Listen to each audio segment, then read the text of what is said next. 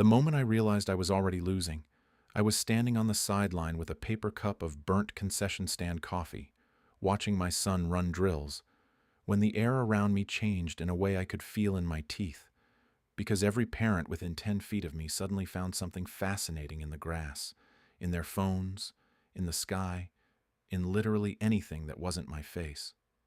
I had walked into that field 100 times, said the same half-joking hellos, traded the same tired complaints about shin guards and homework and weekend schedules, and now it was like I had stepped into a room where someone had just announced a death, and nobody wanted to be the one caught looking at the grieving guy. The head coach, let's call him Dane, was in his usual spot, whistle hanging loose around his neck like jewelry, laughing with two moms like he was starring in some small-town commercial for trustworthy community leadership. And when his eyes slid to me, his smile didn't drop. It sharpened, the way a blade looks clean right before you notice the edge.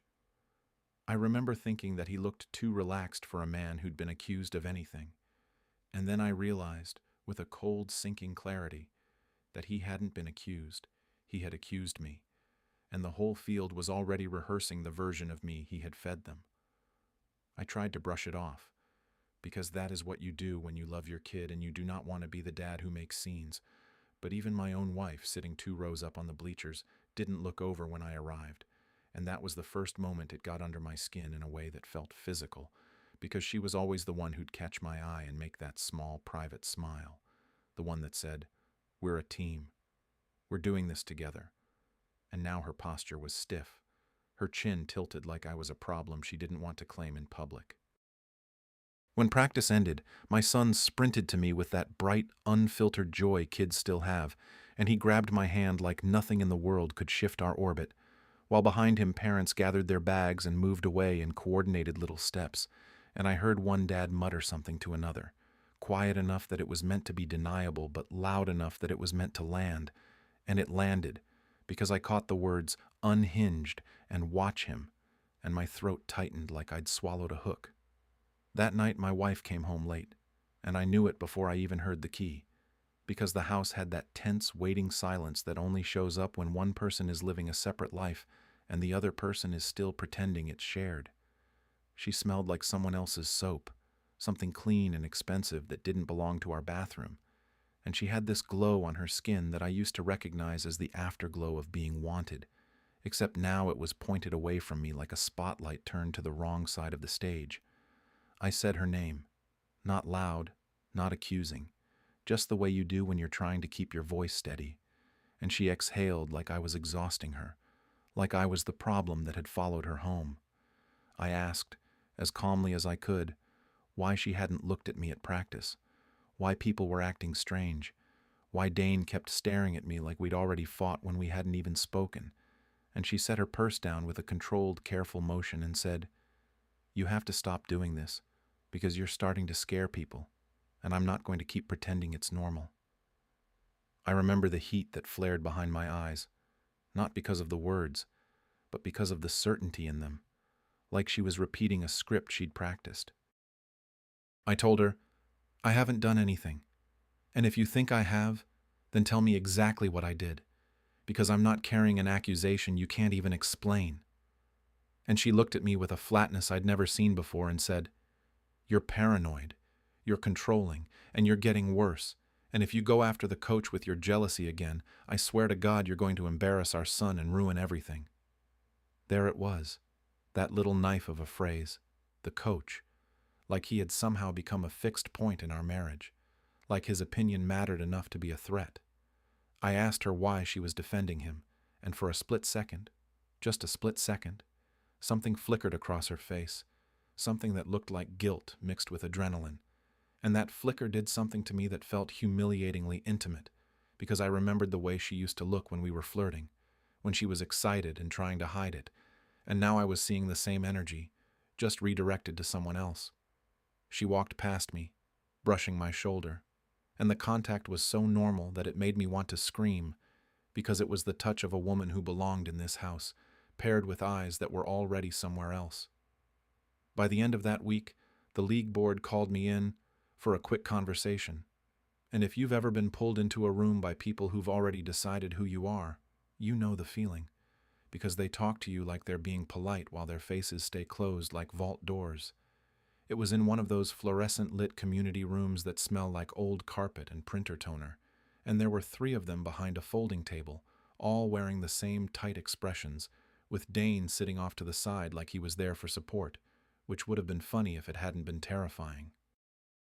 The board president, someone I'd shared beers with at a barbecue, cleared his throat and said, "We've had concerns raised about your behavior at practices and games, and we need to address this before it escalates." And I felt my stomach drop because I could hear the careful phrasing, the kind that sounds reasonable but is actually a net. I asked, "What concerns specifically, because I've done nothing but show up for my kid?" And one of the other board members avoided my eyes and said, "We've been told you've been aggressive toward the coach, that you've made comments that could be interpreted as threatening, and that you've created a hostile environment." I laughed, not because it was funny, but because the accusation was so cleanly assembled that it took my breath away, and I said, "I haven't spoken to him outside of saying hello, so unless he's counting my existence as a threat, this is insane." Dane finally looked at me directly, calm as a man ordering lunch, and he said, "I'm not trying to get you in trouble, but I have to protect the kids and the staff, and your energy has been intense and people have noticed." The board president leaned forward and added, "We're asking you to take a step back for a bit, just until things cool down, because we can't risk conflict." And in that moment it hit me with a sick clarity that this wasn't about cooling down, because nothing had even heated up. This was about stripping me of the only public place I still belonged, turning me into a cautionary tale other parents could point at, and doing it with smiles and paperwork so nobody had to admit what it really was. I walked out of that room with my hands shaking, not from anger yet, but from the shock of how quickly a person's identity can be rewritten by someone who speaks first. And as I passed my wife in the hallway, she was there. Of course she was there. She wouldn't meet my eyes. And I understood, with a clarity that felt like being shoved underwater, that the affair wasn't even the first betrayal. Because the first betrayal was that they had already agreed on the story where I was the villain, and I hadn't even been allowed to read my own lines. I didn't find the affair in lipstick on a collar or some cliché screenshot sent by a stranger with a burner account, because Dane and my wife weren't sloppy in the way amateurs are sloppy. They were sloppy in the way people get when they think they've already won. I was at the kitchen table late one night, still buzzing from that board meeting humiliation, pretending I was just catching up on bills so I wouldn't have to look at my wife's closed bedroom door, when our shared credit card app refreshed and a charge popped up that didn't belong to groceries or gas or a kid's birthday present, because it was a midweek hotel charge in the middle of town, not expensive enough to be a getaway, and not cheap enough to be innocent. I stared at it longer than I should have, telling myself there had to be a reasonable explanation, that maybe it was a team-related booking or a parent meeting or some mistake, and then I scrolled and found another one from 2 weeks earlier. Same place, same time window, and my stomach did that slow, sinking drop like an elevator cable snapping. I went upstairs, not to confront her, not yet, because if you've ever been gaslit, you learn to gather proof the way a person gathers water in a drought, and I grabbed the tablet we keep for the family calendar and the streaming apps, the one she uses when her phone is charging, and I sat back down in the dark living room with only the screen glow and my own breathing. I shouldn't have known how to do what I did next, but when someone has been married long enough, they learn the rhythms of another person's habits. They learn which passwords are always the same. They learn what deleted actually means on devices that sync. And within minutes I was staring at message fragments that made my hands go cold. It wasn't even graphic, which somehow made it worse, because it was intimate in the way grown adults get when they've been touching each other for a while, comfortable enough to joke, bold enough to be lazy, and there was one line from her that punched the air out of me because it was the exact phrasing she used with me years ago when we were new and reckless, when she used to whisper things in the car and laugh like we were getting away with something, and now she was writing it to him like I was a piece of furniture in the house they were sneaking around. I read and reread until the words stopped being sentences and started being images, quick flashes of her smile in someone else's direction, her hand on someone else's arm, her breathing different, and I hated myself for imagining it. But my brain wouldn't stop, because betrayal turns you into your own worst storyteller. When I finally heard her footsteps downstairs, I didn't move, and when she saw me sitting there with the tablet in my hands, her face shifted like she'd walked into a spotlight, because she knew instantly that the game had changed, and she tried to keep her voice smooth when she said, "What are you doing up? Because you're scaring me lately with how you obsess over things." And I could taste the same script she'd used before, the same framing, the same insistence that my reaction was the crime. I kept my voice low because our son was asleep upstairs, but every word felt like pushing broken glass through my throat, and I said, "Explain the hotel charges. Explain why your messages keep syncing to the family tablet. Explain why you called me unstable while you were sneaking around like a teenager." And her eyes flicked to the screen, and for a second she looked like she might faint, and then she straightened like she was choosing a costume. She didn't deny it, not even for show, which was almost a relief because denial would have been a second layer of insult, and instead she said, "You pushed me away. You stopped seeing me. You made me feel lonely in my own house, and Dane actually listens to me like I'm a person and not an accessory." And that sentence did something violent inside my chest because it was so clean, so practiced, so perfectly shaped to make her the victim and me the villain. I said, "So you slept with him and decided the way to handle it was to destroy me in public first, because you knew if you painted me as crazy, nobody would believe what you did." And her mouth tightened, and she answered, "I didn't destroy you. You've been doing that yourself for years, and if you can't see that, then you really are unstable." And there it was again, the word, the label, the stamp she could press onto my forehead and walk away. Even then, even with my heart pounding and my vision narrowing, I noticed something that made my skin crawl, which was the way she kept mentioning him by name with this weird mixture of fear and devotion, like she was both attracted to him and managed by him, like the affair wasn't just lust, but some ugly gravitational pull she couldn't admit out loud. The next day I drove to the field an hour early and waited in the parking lot until Dane's truck rolled in, because I needed to hear his voice say it. I needed to look at the man who had my wife smiling at her phone and my town whispering behind my back. And when he stepped out in his crisp athletic pullover with the league logo, hair perfectly styled like he was always camera ready, I understood why people loved him. Because charm like his doesn't feel like flirting. It feels like trust. I walked up slow, hands visible, posture calm, because I could already hear how any sudden move would become aggressive in someone else's retelling. And I said, "We need to talk somewhere private, because I'm not going to do this around kids." And he smiled like I'd made a polite appointment, and he said, "Of course, because I've been worried about you, and I want to make sure you're okay." And I almost laughed at how flawlessly he said it, like concern was a weapon he could sharpen. In his little office by the equipment shed, he didn't ask what I knew, because he already knew exactly what I knew, and he leaned back in his chair with his hands folded like a man in a job interview. Then he said, "I'm sorry you're feeling upset, but whatever is happening in your marriage isn't something you can bring to the team, because the kids deserve stability." And I felt my nails dig into my palm as I forced my voice to stay even. I told him, "I'm not here to beg you for advice. I'm here to tell you I know what you've been doing, and I know you've been telling people I'm dangerous, so you can cover yourself." And his expression didn't crack.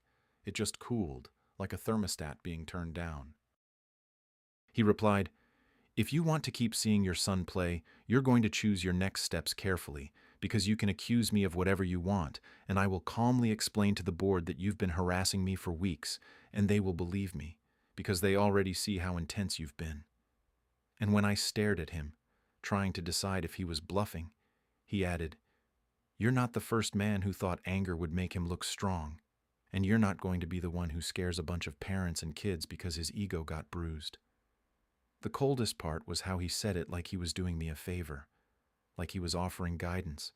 And when I stepped closer and said, "You don't get to sleep with my wife and then lecture me about stability like you're the hero," he didn't flinch, and he answered, "I get to protect my reputation and my job, and if you force my hand, you will be the unstable parent they talk about for years, because I will make sure that story sticks. I walked out of that office with my head ringing, because I finally understood that this wasn't just betrayal, it was strategy. And the worst part was that I could already feel the town tilting toward his version of events, because he didn't look like a villain. He looked like the guy everyone wanted to believe, and I looked like the husband whose life had been lit on fire, which is exactly what Dane was counting on. The rumors didn't explode all at once. They spread like damp through drywall, slow and quiet and impossible to scrub out once they set in, and within 2 weeks I could feel my name being reshaped in rooms I wasn't standing in. It started with texts that sounded supportive but felt rehearsed. Messages from parents saying things like, "Hey man, just take care of yourself," or "We all get overwhelmed sometimes," and every word carried that subtle assumption that I had already lost control of something. At the grocery store, a mother from the team who used to hug my wife hello every Saturday turned her cart sideways to avoid me, not rudely, not dramatically, just carefully, like proximity itself was risky. And that was when I understood how thoroughly Dane had seeded the narrative, because people do not retreat like that without being told there is a reason. My son noticed it before I did, or maybe he noticed it and I refused to admit it, because one night at dinner he asked why I wasn't coming to the next game and whether I had yelled at Coach Dane, and the way he said it, half confused, half worried, felt like someone had reached into my chest and twisted something delicate. I told him I hadn't yelled at anyone, that adults sometimes disagree, and that it had nothing to do with him, but I could see the uncertainty flicker across his face, because kids believe authority, and right now, the authority figure smiling at him every afternoon was not me. The school district sent an email 3 days later requesting that I refrain from attending practices and games until an internal review concluded. And the phrasing was so sterile it almost impressed me, because it made my exile sound like a courtesy. I sat at the kitchen counter reading it while my wife stood at the sink, back turned, scrubbing a plate that was already clean, and I asked her whether she had known this was coming. Whether she had been in the room when they discussed keeping me away from my own child's team, and she didn't deny it. She just said, "I told them I was concerned about your reactions lately, because I didn't want things to escalate," and the casual way she said escalate made my jaw tighten. I told her, slowly and deliberately, "You are watching them remove me from my son's life based on a story you know is false, and you are calling that protection." And she spun around, eyes flashing, and answered, "What I'm calling protection is keeping our son away from a public meltdown that you seem determined to have, because you keep confronting Dane like this is some kind of competition." That word, competition, was almost funny in its cruelty, because I had not chosen to compete with him. He had stepped into my marriage and then framed my pain as ego, and she was echoing him like a second voice in a duet I never auditioned for. The divorce papers arrived on a Tuesday afternoon in a thick envelope that looked official enough to feel final before I even opened it, and when I did, my hands went numb reading phrases like primary custody requested and emotional instability and pattern of escalating behavior. There were attached statements from 2 parents who claimed they had witnessed me being aggressive at practice, and as I read their words I could see the scenes they were describing, except in my memory I was standing with my hands in my pockets, watching drills, and in their version I was looming, pacing, glaring like some volatile caricature. I realized then that perception doesn't need to be true to become powerful. It just needs to be repeated by enough calm voices, and Dane had plenty of those. When I confronted my wife about the custody request, she didn't cry, she didn't hesitate. She simply said, "I cannot risk our son growing up in an environment where he feels like he has to manage your moods." And I stared at her, trying to reconcile the woman who once told me I was her safe place with the one now painting me as a threat. I asked her, "Do you even hear yourself because you are rewriting years of our life to justify what you did?"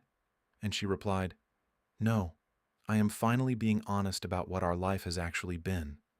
And the confidence in her tone made me question my own memories for a split second, which was perhaps the most terrifying part of all. Then came the complaint from Dane, formal and documented, claiming that I had approached him in an intimidating manner and implied harm to his reputation if he did not respect boundaries. Reading his version of our conversation felt like stepping into an alternate reality where every sentence I had spoken was twisted into something sharp and unhinged, and I could almost admire the precision of it, because he hadn't accused me of anything dramatic. He had simply described me as intense, volatile, unpredictable, the kind of adjectives that stick without needing proof. I replayed our exchange in his office over and over, hearing my own voice, steady but strained, and I knew I had not threatened him. But I also knew that emotion in a man is easy to reframe as menace, especially when the other man is sitting there calm and collected with a whistle around his neck and a reputation polished by years of community praise. By the time I was officially barred from attending games, I wasn't just angry. I was being erased, because my absence created a vacuum that his presence filled effortlessly. My son would come home talking about drills and strategies and little jokes the coach made, and I would listen with a smile that felt stapled to my face, while inside I could feel something hollowing out. I would scroll through the team's social media page and see photos of practices where Dane stood at the center, arm draped casually around players' shoulders, parents commenting with heart emojis and gratitude, and beneath those posts were subtle references to keeping things positive and protecting the team from negativity, and everyone knew who that negativity was supposed to be. My wife began staying out later more often, claiming meetings about sponsorships or parent committees, and when she walked past me there was an electricity in the air, not affection, not even open hostility, but something charged and unresolved, like we were standing on opposite sides of a live wire neither of us wanted to touch. I realized then that the affair had been the spark, but the real damage was this narrative they were constructing together, brick by brick, until there would be no room left for my version of events. And for the first time since all of this started, the anger inside me shifted from reactive to cold, because I understood that if I kept trying to defend myself emotionally, I would only confirm the role they had written for me, and I needed to find a different way to fight back. The divorce papers were not a shock, but the strategy inside them was, because what landed on my kitchen counter that Tuesday afternoon was not the messy fallout of two people who could not make it work. It was a carefully constructed case file designed to box me into a corner where every emotional reaction would look like confirmation. I remember standing there with the envelope open, sunlight cutting across the pages, reading phrases that felt clinical and cruel at the same time, like history of escalating hostility and pattern of unpredictable behavior, and realizing that my marriage had already been converted into bullet points. My wife sat across from me at the table, hands folded, posture straight, and there was a composure about her that didn't match the gravity of what she was asking for, because she wasn't just filing for divorce, she was requesting primary custody based on the claim that I was emotionally unsafe. I looked up and said, slowly enough that she had to sit with every word, "You are asking a court to reduce my time with our son because you cheated on me and need to justify it." And she didn't flinch. She just replied, "I am asking a court to protect him from a father who cannot regulate his anger." And the calmness in her voice was almost worse than if she had screamed. Attached to the filing were statements from two parents I had once shared beers with after games, men who had laughed at my jokes and clapped me on the back when our boys scored, and now their typed paragraphs described me as intimidating, volatile, visibly agitated during practices. As I read their words, I could see exactly how it had been framed, because none of it was an outright lie. It was a rearrangement of tone and context, my folded arms turned into hostility, my focused stare recast as glaring, my silence interpreted as simmering rage. It was subtle enough to be believable, and vague enough to be impossible to disprove. I asked my wife whether she had encouraged them to write those statements, and she answered, "They came to me because they were worried, and I would have been irresponsible not to listen." And the betrayal in that sentence hit harder than the affair itself, because it meant she had not only allowed the narrative to spread, she had nurtured it. A week later, I was served with a formal complaint from Dane himself, typed on league letterhead, alleging that I had approached him in an aggressive and threatening manner, and implied professional retaliation if he did not respect family boundaries. Reading it felt like stepping into a distorted mirror version of reality, because I remembered that conversation vividly, remembered keeping my voice measured, remembered choosing my words with care, and yet here it was reframed as intimidation. He described my proximity as looming, my tone as hostile, my presence as disruptive to the safe environment he was obligated to protect. The language was so polished it could have come from a public relations firm, and I could almost see him sitting at his desk crafting it, ensuring that every line sounded reasonable enough to stick. I drove to his office after reading it, not to explode, not to create the scene he was hoping for, but because I needed to see his face when I told him I had read his complaint. When I walked in, he looked up with that same practiced half-smile and said, "I was hoping you'd take some time before coming back here, because this is exactly the kind of escalation I warned about." And I felt the heat rise in my chest, but forced myself to lean against the doorframe instead of stepping closer. I said, "You know that complaint is fiction, and you know why you filed it, because if I speak about what you've been doing, you need me to look unstable first." And he clasped his hands together on the desk and answered, "You keep using that word like there's some conspiracy, but the only thing happening here is that you're struggling and I'm documenting it, because that's my responsibility as a coach and as a leader in this community." I told him, "You are sleeping with my wife and then pretending you are the moral authority in this situation, and that level of hypocrisy would be impressive if it weren't so pathetic." And for the first time his expression tightened, just slightly, before smoothing out again. He replied, "Whatever you think is happening in your marriage has nothing to do with me professionally, and if you continue to make accusations without proof, you will find yourself in a position where the court and the league both question your judgment." That was the moment it crystallized for me, because this was not about winning an argument. It was about control, about positioning himself as the steady hand while I flailed against a story he had already seeded. I walked out of that office understanding that they weren't just reacting to an affair being exposed. They were building insulation around it, layer by layer, so that when custody hearings began, I would already be defined by documentation. At home that night, the tension between my wife and me felt almost electric, like the air before a storm that refuses to break. She moved around the kitchen with deliberate calm, pouring wine, checking her phone, and when I asked her whether she had considered what this would do to our son, she said, "What will hurt him more is watching you spiral and refuse to accept that this marriage has been broken for years." I stared at her and said, "This marriage might have been strained, but it wasn't broken until you chose him and decided I needed to be dismantled to make that choice easier." And she shook her head slowly, almost pityingly, and replied, "You really believe you're the victim here, and that's exactly why I'm afraid of what you'll do next." Hearing her frame my defense as danger was like watching a magician redirect attention, and in that moment I understood that if I kept arguing from emotion, I would only strengthen the image they had painted.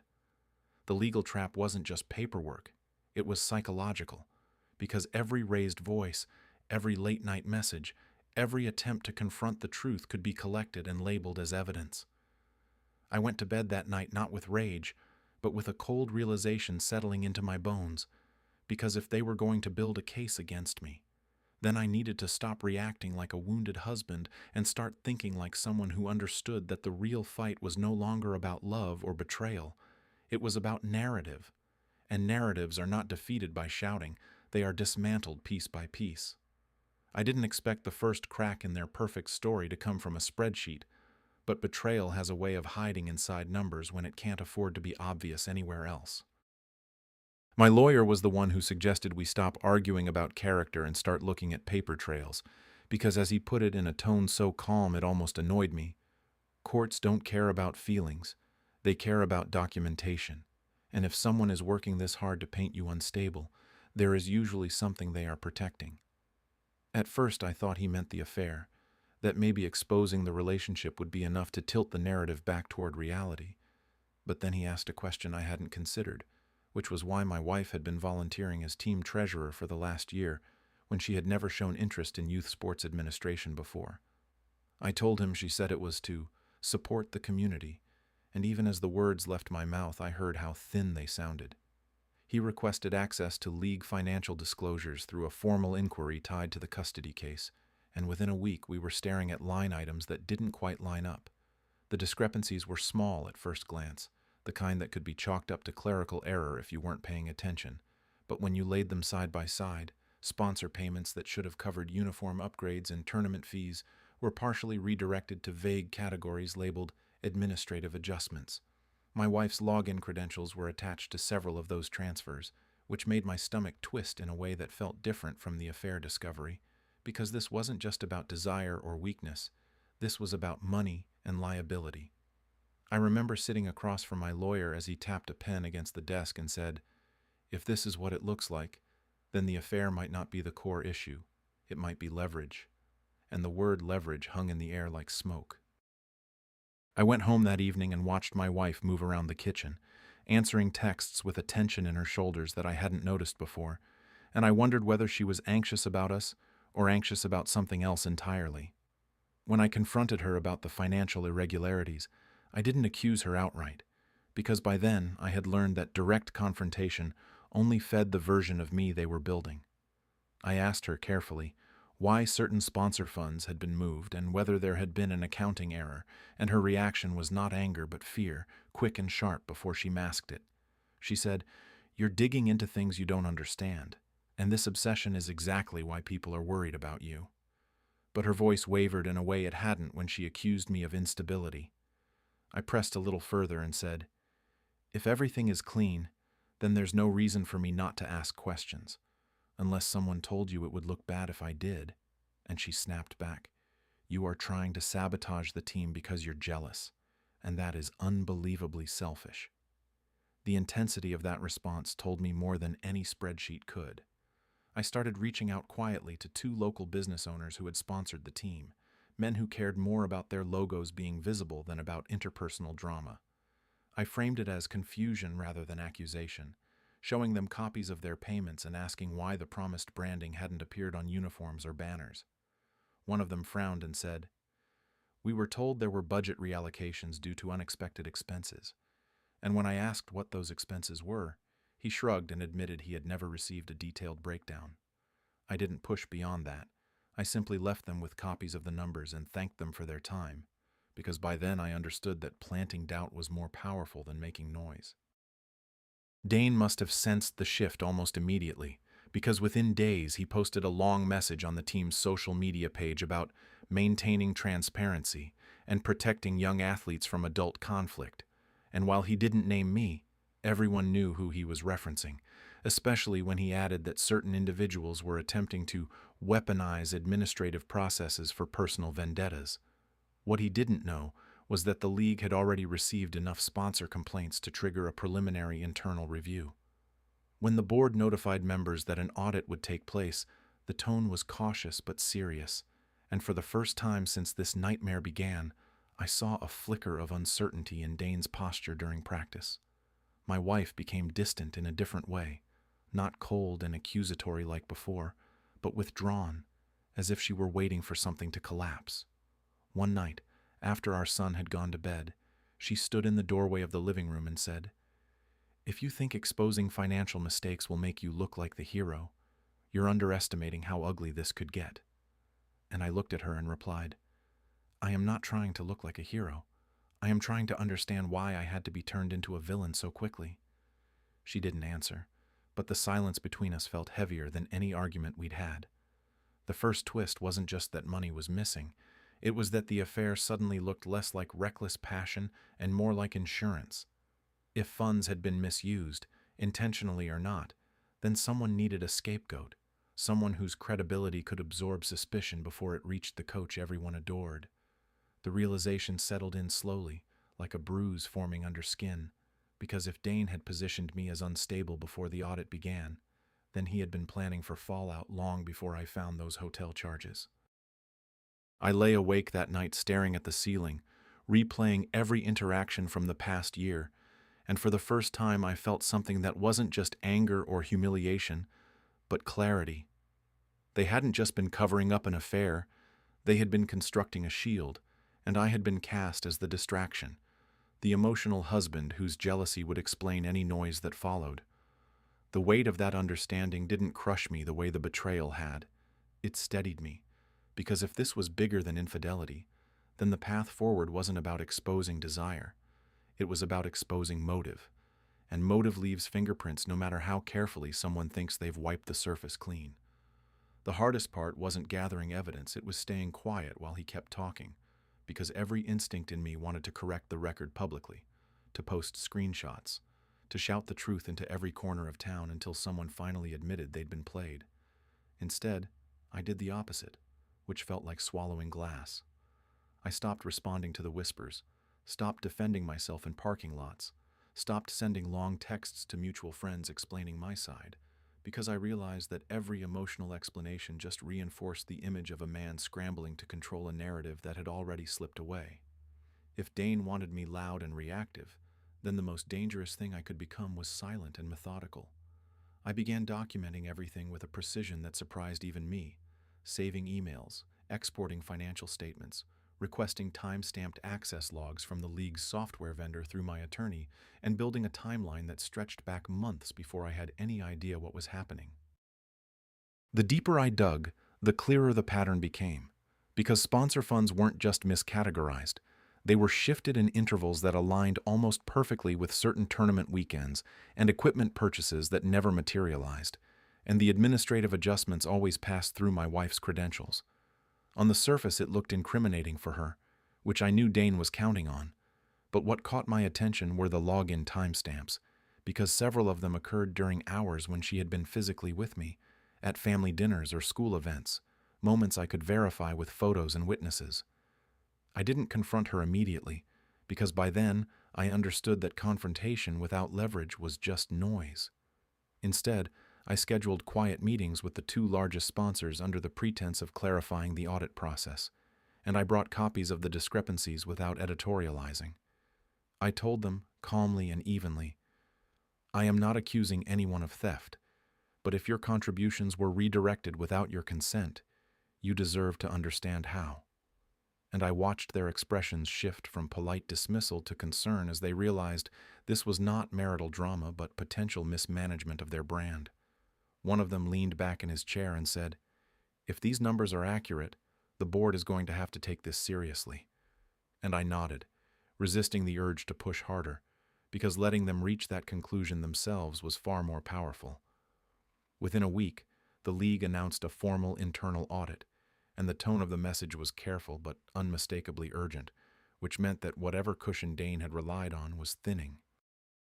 His response was swift and calculated, because the same night the audit was announced, he posted a long statement on the team's social media page about protecting young athletes from adult conflict and maintaining integrity in the face of personal vendettas. He never used my name, but the implication was clear, especially when he wrote that certain individuals were attempting to destabilize the team out of jealousy and resentment. The comments flooded in with support for him, parents praising his leadership, thanking him for staying strong, and I could feel the old anger rising like a reflex, but I forced myself to close the app instead of engaging. The next morning at a local cafe, one of the dads approached me cautiously and said, "Man, I hope you're not trying to tear this apart because you're upset about personal stuff." And I looked him in the eye and replied, "If this were just personal, I would handle it privately. But when sponsor money is involved, that's not personal. That's accountability." He didn't argue, and I could see doubt creeping in where certainty had once lived. At home, the atmosphere shifted in ways that were almost imperceptible but impossible to ignore. My wife stopped accusing me outright and started watching me instead, as if she were trying to determine how much I knew and how far I was willing to go. One night she stood in the doorway of the bedroom and said, "You're not thinking this through because if the audit turns ugly, everyone is going to suffer, including our son." And I answered, "He is already suffering, because he has a father who is being publicly dismantled while the adults responsible hide behind his team." She hesitated before saying, "You don't understand the pressure Dane is under, because the board expects results and sponsorship growth, and mistakes happen." And that was the first time she framed it as pressure instead of my paranoia. I stepped closer, not aggressively but deliberately, and said, "Mistakes do not require rewriting someone's personality to protect them, and if he needed you to help cover a mistake, that is not leadership. That is manipulation." Her eyes flickered at that word, and for a second the confident narrative she had repeated for weeks seemed to falter. The audit date was set for the following month, and as it approached, I noticed subtle cracks in Dane's composure. He was still charismatic on the field, still smiling, still clapping kids on the back, but there was a tension in his shoulders when board members attended practice, a quick glance at his phone between drills that hadn't been there before. I didn't gloat or confront him again, because I understood that the most effective revenge in this situation wasn't exposure through shouting. It was allowing him to continue performing confidence while the numbers quietly undermined him. For the first time since this began, I felt something that resembled control, not over my marriage or my reputation, but over my own reaction. He had built a story where I was unstable and obsessed, and by refusing to lash out, by focusing on documentation and timing, I was slowly stripping that story of oxygen. The countermove wasn't dramatic, it wasn't loud, but it was precise, and precision is what makes a collapse inevitable rather than accidental. The night of the public hearing felt less like a meeting and more like a performance, because by the time I walked into the community center auditorium, every parent already had a version of the story rehearsed in their heads, and most of them cast me as the unstable husband who couldn't accept losing control. Folding chairs were arranged in tight rows, the fluorescent lights buzzing overhead, and Dane stood near the front shaking hands like a politician on a campaign trail, smiling in that reassuring way that had fooled me for months. My wife sat 3 rows ahead of me, shoulders rigid, fingers laced together in her lap, and when she glanced back and saw me, there was a flicker of something in her eyes that wasn't anger anymore. It was fear. The board president opened the session with a carefully worded statement about transparency and community trust, emphasizing that the audit was a routine step to ensure financial integrity, and I almost admired how neutral he made it sound, as if this weren't the culmination of weeks of whispered accusations and character assassination. Dane was invited to speak first, and he stepped forward with a composure that would have convinced anyone who hadn't been watching closely. He began by thanking the board for their diligence and expressing regret that personal conflicts had created distractions from the team's mission, and though he never said my name, he gestured vaguely toward the audience in a way that made several heads turn toward me. He said, "I have always prioritized the safety and development of these kids, and it saddens me that unfounded allegations are being used to destabilize something we've built together." And parents nodded, some even murmuring support. He framed the audit as an unfortunate but necessary response to harassment, subtly reinforcing the narrative that I had forced this process out of jealousy. When the board treasurer finally presented the findings, the room shifted because the tone moved from reassurance to concern. Several sponsorship payments had indeed been redirected into administrative accounts without clear documentation, and the irregularities were significant enough to warrant deeper review. A low ripple of conversation spread through the chairs, and for the first time that evening, Dane's posture tightened. Then came the detail that changed the temperature entirely, because the audit traced the majority of those transfers to my wife's login credentials as team treasurer. The board president cleared his throat and explained that while no formal accusations were being made yet, the pattern required clarification, and suddenly the spotlight swung from me to her. She stood slowly, face pale, and said in a trembling voice, "If there were mistakes, they were unintentional, and I trusted the guidance I was given regarding reallocations." And the implication in that sentence hung heavy. Dane's expression shifted almost imperceptibly, a quick calculation behind his eyes before he stepped forward again and said, "Administrative processes can be confusing, especially for volunteers, and it's possible that misunderstandings occurred without malicious intent." The way he said volunteers felt distancing, like he was already separating himself from her. A parent near the aisle asked bluntly, "Are you saying she mishandled sponsor money on her own?" And the question landed like a stone in water. Dane raised his hand slightly in a gesture of calm and replied, "I am saying that as head coach, I rely on others to manage financial logistics, and if errors were made, they were not directed by me." The subtle shift was devastating, because in a single sentence he moved from partner to supervisor, from co-conspirator to uninvolved leader. I watched my wife's face drain of color as she realized what he was doing, and for the first time since this began, I felt something other than anger toward her. The board president asked whether there were any records of written approval for the transfers, and when none were immediately produced, the room grew quieter, heavier, like everyone was recalibrating. I remained seated, hands clasped, resisting the urge to stand and say, "This is exactly what I warned you about," because I understood that my silence now carried more weight than any speech. When it was my turn to speak, I rose slowly and kept my voice steady, not accusatory, not emotional, just factual. I said, "I did not request this audit to attack anyone personally. I requested transparency because sponsor funds belong to this community, and when my character was publicly questioned for asking about them, I had no choice but to ensure the questions were documented. I avoided mentioning the affair entirely, because introducing it in that moment would have made me look vindictive rather than principled." A few parents shifted in their seats, and I could see doubt replacing certainty in their expressions. The board announced that a deeper forensic review would follow, and that all individuals involved in financial oversight would be temporarily relieved of those duties pending clarification. As chairs scraped and conversations erupted, I caught Dane's eye across the room, and the calm confidence he had worn like armor was cracked just enough to reveal irritation underneath. Outside in the parking lot, the air felt colder than it had going in, and my wife approached me hesitantly, voice shaking as she said, "He told me it would never come back on me. He said he would handle it." And that was the moment the second layer of betrayal began to surface, because her shock wasn't about being exposed. It was about being abandoned. I looked at her and said quietly, "You thought he was protecting you, but he was protecting himself." And she didn't argue. Dane walked past us toward his truck, phone already pressed to his ear, posture rigid, and for the first time since this started, he looked less like the town's golden coach and more like a man calculating damage control. I didn't feel triumphant walking to my car, because nothing about that evening restored what had been broken in my marriage.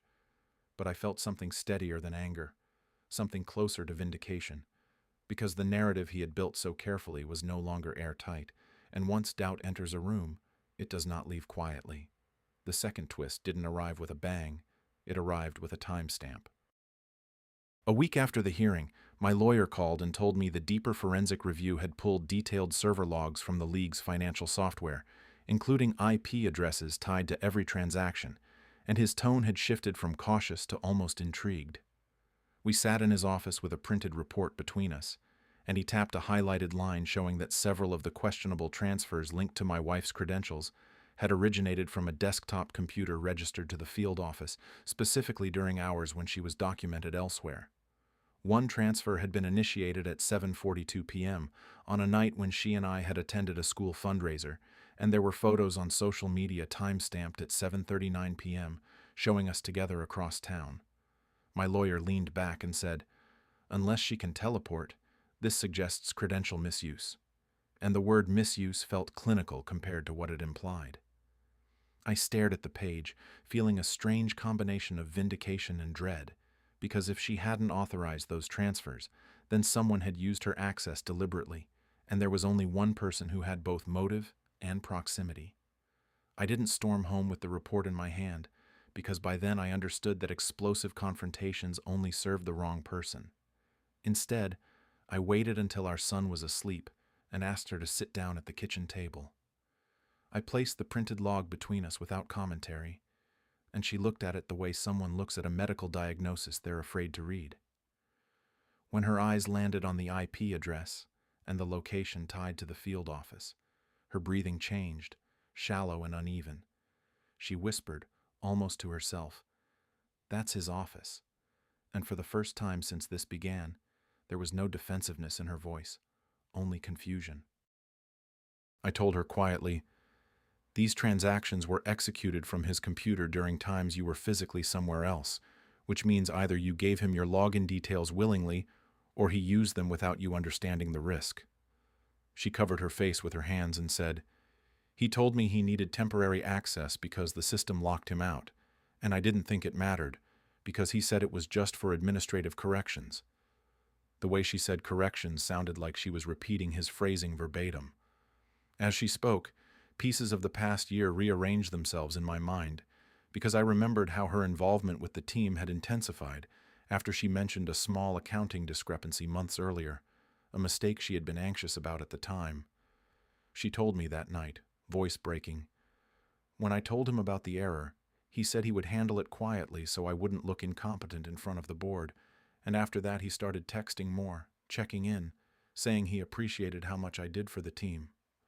Her words tumbled over each other, as if she had been holding them back for weeks. She admitted that the affair had started not with some grand romantic confession, but with subtle reassurance, late-night messages about pressure and expectations, his hand lingering on her back after meetings, the kind of attention that feels flattering when you're insecure and overwhelmed. He made me feel protected, she said, like he was shielding me from consequences. And when it became physical, it felt like I owed him loyalty because he had already covered for me. Hearing that didn't erase the betrayal, but it reframed it, because what I had seen as pure passion was tangled with manipulation. The most brutal realization was that the narrative about my instability had started shortly after she gave him access to her credentials. I asked her directly, did he ever imply that if questions came up, it would look better if I seemed volatile? And she hesitated long enough to answer the question without words. She finally said, he said if anyone accused him of mismanagement, it would be easier to point to personal conflict rather than administrative failure, and that you were already suspicious, so it wouldn't take much. The calm calculation in that statement made my skin crawl, because it meant he hadn't just reacted to exposure, he had anticipated it. She looked at me then, eyes red, and said, I thought he cared about me, but he was positioning me. And I answered, not gently but honestly, he was positioning both of us. The days that followed were surreal, because the woman who had been repeating his script now sounded like someone waking up from a trance. She forwarded old messages where he subtly reinforced the idea that I was emotionally unstable.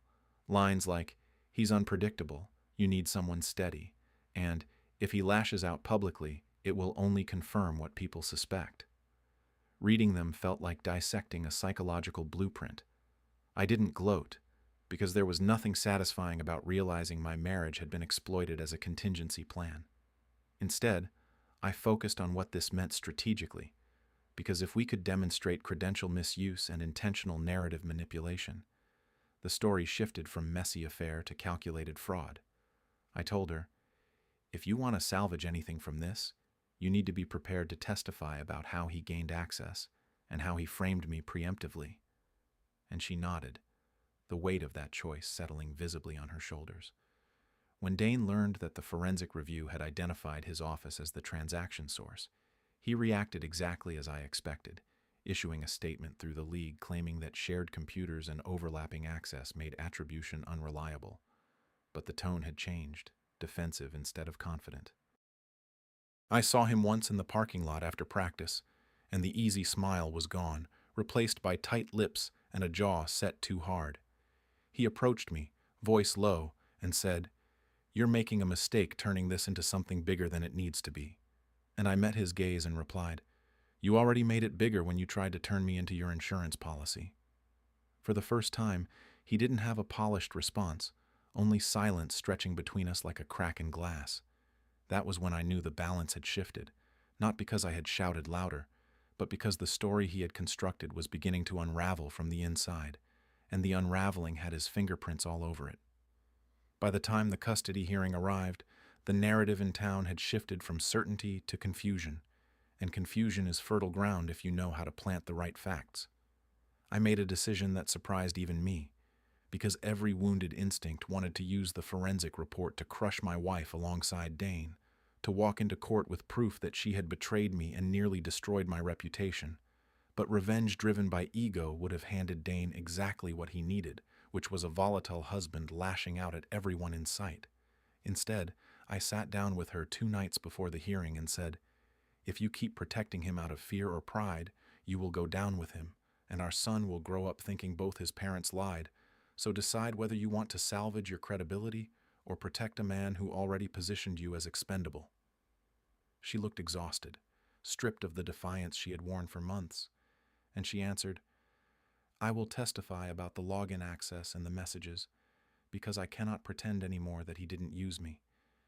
And in that moment, we were not reconciled, not even close, but we were aligned.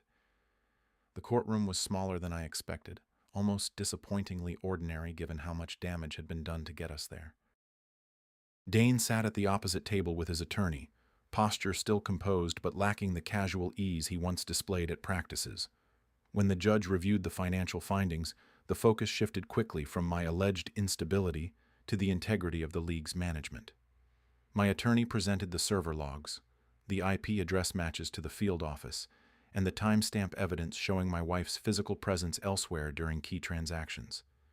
Dane's attorney attempted to frame the data as inconclusive, arguing that shared credentials were common in volunteer organizations. But when my wife was called to testify, her voice, though shaky, was steady enough to matter. She described the initial accounting error, the reassurance Dane offered, the request for temporary access to her credentials, and the gradual shift from professional collaboration to personal entanglement. She admitted the affair without embellishment, and when the judge asked whether she believed Dane had manipulated the situation to insulate himself from potential scrutiny, she said, "Yes, because he repeatedly suggested that if my husband appeared unstable, no one would look deeper into administrative discrepancies." The room went very still after that. Dane took the stand with the same controlled demeanor he had always relied on, but under oath, confidence becomes fragile. When questioned about his access to the office computer during the times in question, he initially stated he could not recall specific evenings, but the presentation of security camera timestamps from the facility, showing him entering the office during at least 2 of those windows, forced a recalibration in his answers. He shifted to suggesting that administrative corrections were made in good faith to balance short-term cash flow gaps, but the lack of documented board approval undercut that defense. My attorney did not accuse him of theft outright. Instead, he asked a series of deliberate questions about why the narrative of my instability began circulating among board members before any financial inquiry was initiated. Dane responded that he had genuine concerns about my behavior, but when presented with archived messages in which he characterized me as volatile enough to deflect attention if needed, his composure cracked for the first time. He attempted to contextualize the statement as venting under stress, but the damage was done. The judge did not rule on criminal liability that day, because that was outside the immediate scope of the custody case, but the implications were unmistakable. The complaint Dane had filed against me for intimidation was dismissed due to lack of corroborating evidence and inconsistencies in his testimony. The court acknowledged that the financial misconduct allegations warranted separate review by appropriate authorities, and while my marriage remained irreparably fractured, the foundation of the unstable father narrative had collapsed in open court. When the judge addressed custody, he emphasized the importance of stability and cooperation, noting that the prior characterization of me as emotionally dangerous was unsupported by credible evidence. Shared custody was ordered, with structured communication protocols to minimize further conflict. Outside the courthouse, sponsors who had once avoided eye contact approached cautiously, offering restrained apologies framed as misunderstandings. The league announced within days that Dane was being placed on indefinite suspension pending further investigation, and several board members resigned amid pressure to reform oversight procedures. The social media posts praising his leadership vanished, replaced by carefully worded statements about accountability and community trust. I did not celebrate publicly, because public triumph would have looked petty, and the truth did not need embellishment. Instead, I focused on consistency, attending my son's practices once restrictions were lifted, standing quietly on the sidelines without commentary, allowing time to do what anger could not. My wife and I finalized the divorce months later, the settlement reflecting the court's earlier custody determination. There were no dramatic reconciliations, no late confessions of renewed love, just a quiet acknowledgement that whatever bond we once had been eroded beyond repair. Yet there was a strange clarity in the aftermath, because the man who had tried to turn me into a villain now faced his own unraveling, not because I shouted louder, but because I refused to play the role he wrote for me. The narrative had shifted not through spectacle, but through documentation and restraint. and watching that shift happen in real time was more satisfying than any outburst could have been. The resignation email came on a gray Monday morning, buried between promotional spam and a reminder about my son's orthodontist appointment, and for a moment, I just stared at the subject line from the league board, announcing that Dane had chosen to step down effective immediately. The wording was polite, almost protective, but everyone in town knew what it meant, because investigations do not accelerate and sponsors do not withdraw quietly unless the story underneath is rotting. Criminal charges were never formally filed, at least not in a way that made headlines, because he negotiated a settlement tied to restitution and agreed to a permanent separation from league operations, and the board released a statement about strengthening oversight protocols as if the past year had been a minor administrative hiccup. The speed with which the community pivoted was almost impressive, because the same parents who once avoided my gaze now nodded at me with a mixture of apology and relief, as though acknowledging they had misjudged me would cost them nothing now that the outcome was clear. The first game I attended after the suspension felt surreal, because I walked back onto that field with the same folding chair and the same thermos of bad coffee, yet the air around me was different. Not warm, not celebratory, just neutral again. Neutrality had never felt so satisfying. A few parents approached me cautiously, offering variations of, "We didn't have all the information," and I accepted their half-apologies without pushing for more, because forcing them to admit they had believed the worst about me would not undo the months I spent watching my reputation unravel. My son ran to me after the game and threw his arms around my waist, and that simple, unfiltered gesture carried more weight than any public vindication, because the narrative that truly mattered was the one he would grow up believing about his father. I did not tell him about server logs or manipulated credentials or strategic silence. I just showed up consistently, letting time replace suspicion with memory. My ex-wife and I signed the final divorce paperwork in a quiet office that smelled faintly of stale air and printer ink, and there was no dramatic confrontation, no last-minute confession that she still loved me, only a shared acknowledgement that what we had was gone. She apologized once, not theatrically but plainly, saying, "I let him convince me that protecting him was protecting myself, and I see now that it cost me everything." And I listened without interrupting, because apologies do not rewind choices. I told her, "You were manipulated, but you also chose to believe him over me, and that part belongs to you." And she nodded in a way that suggested she understood the distinction. We agreed on structured co-parenting, on counseling for our son to process the public tension he had absorbed, and on keeping conversations focused on logistics rather than history. There was no reconciliation, but there was a truce born of exhaustion rather than affection.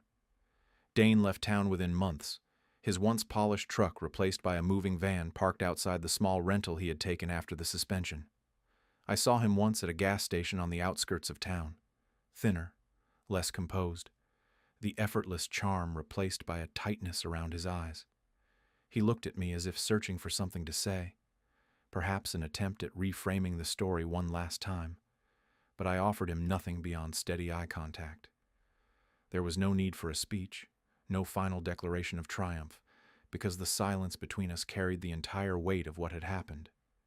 He had tried to turn me into the villain to shield himself, betting that my anger would make his version credible, and in the end it was his own documentation, his own strategic miscalculation, that dismantled him. The aftermath was not euphoric, not cinematic, but steady. My reputation was not restored to some heroic pedestal. It was simply returned to baseline, and that felt honest. Some people still viewed the entire episode as messy and unfortunate rather than calculated, but I stopped caring about universal approval once I realized how quickly it could be withdrawn. What stayed with me most was the understanding that revenge does not always look like fireworks or public humiliation. Sometimes it looks like restraint, like letting someone continue building a false narrative until the foundation collapses under the weight of facts. I did not scream when the truth surfaced. I did not gloat when the suspension was announced, because the real satisfaction came from knowing I had refused to become the unstable caricature he needed me to be. When I reflect on it now, what lingers is not the image of my wife's betrayal or the months of whispered suspicion, but the moment in that courtroom when the judge dismissed the complaint against me and acknowledged that the evidence did not support the narrative crafted around my character. That acknowledgement was quiet, procedural, almost mundane, yet it carried more vindication than any public apology could have delivered. I lost a marriage. I lost the illusion that my community would instinctively defend me, but I kept my relationship with my son and my sense of self intact. Dane assumed that if he spoke first and loudly enough, I would crumble under the pressure and confirm his story, and what he underestimated was my capacity to endure silence long enough for the truth to surface on its own. In the end, the most satisfying part was not watching him fall. It was realizing that I never had to become what he accused me of being in order to win.